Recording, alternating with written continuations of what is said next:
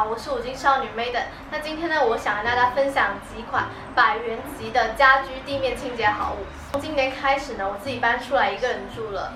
自己住呢，虽然很自由，但是家务工作量也是会翻倍的。再加上我平时工作也是比较忙，回到家里也挺晚，有时候忙起来可能会连续2-3天都没有时间打扫卫生。那这时候家里就会有很多头发、灰尘。到底要怎么样才可以更高效的去打扫卫生，并且花最少的精力去维持它？这也是一直以来我很关心的一个事情。所以我家里的清洁工具也是一直不断的在迭代的。第一款清洁工具是我2-3年前买的一个吸尘器，大概就100多块钱吧。那种100来元的吸尘器，它的功能都差不多，所以我当时是挑着款式买的。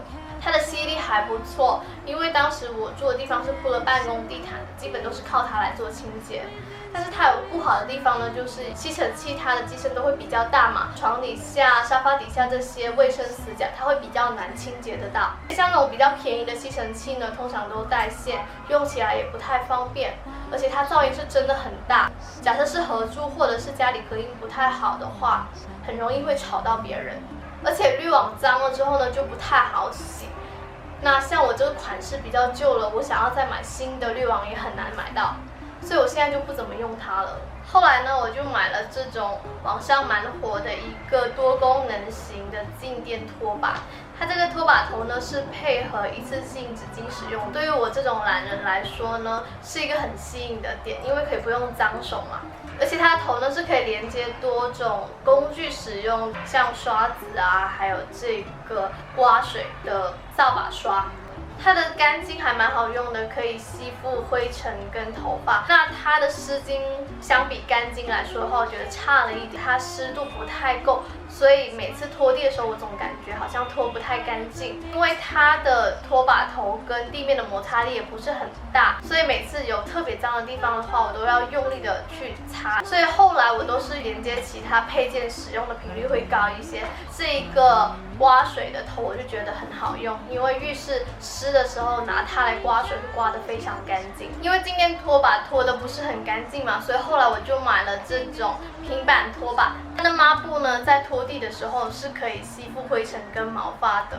用的时候呢，你需要把它的抹布给拧干，因为拧不干的话呢，就可能会有水渍。平板拖把用起来就比较麻烦了，因为你每次用它都要沾水，然后用手拧干。用完了之后呢，还要再洗抹布，然后晾干。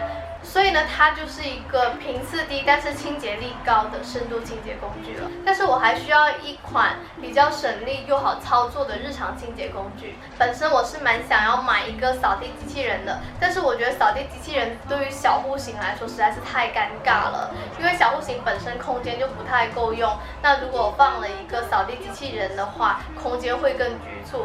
因为扫地机器人他们是需要有一个固定的空间去充电跟长期收纳的。所以在清洁工具的选择上，我会更倾向于选择一些不占空间的工具。最近呢，就入手了一个扫地机，是在小米有品上面买的。它不是扫地机器人，也不是吸尘器，可以理解为是一个自动的扫把。它的设计对懒人来说很友好，因为它的杆子比较长嘛，所以你清洁它的时候都不需要弯腰，而且它的开关是设计在机身上面的，所以开跟关都是可以用脚踩它。机身设计呢，跟扫地机器人也有点相似，就是它两边都会有这样的一个刷，是可以帮助清洁到一些边边角角的位置的。底部呢还贴有一个无纺布，这个无纺布呢是用来吸附一些灰尘跟头发的。用完了之后呢，也可以把它撕掉，也是刺抛型的。那一般呢，我是2-3天会换一次，这样你用它来搞卫生，完全就不会脏手。扫地机器人的话，它的工作模式其实是按照它设定好的路线去工作的。假设你有局部位置脏了的话，它是比较难针对性的去清扫的。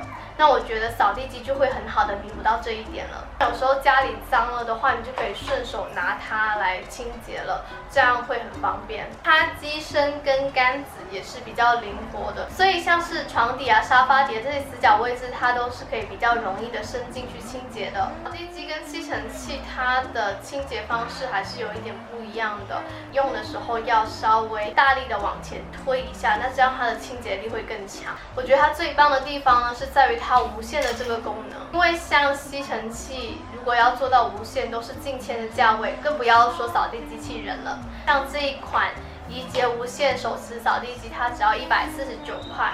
我觉得它这个价位能够做到无线，算是很棒的了。很多时候我们在选择购买一些日常清洁工具的时候，常常会忽略到它是否带线的这个问题。但一旦入手了带线的清洁工具之后，你会发现带线的工具确实用起来就不太趁手，久而久之，你用它的频率也会降低。这台扫地机它的垃圾都会集中收纳在它的垃圾箱里面，用起来也会很方便。其实所有的电动清洁工具都是需要维护跟保养的，就像戴森一样，其实也是需要隔段时间就对它的一些零件进行清洁的，因为这样才能够很好的保证它的清洁能力。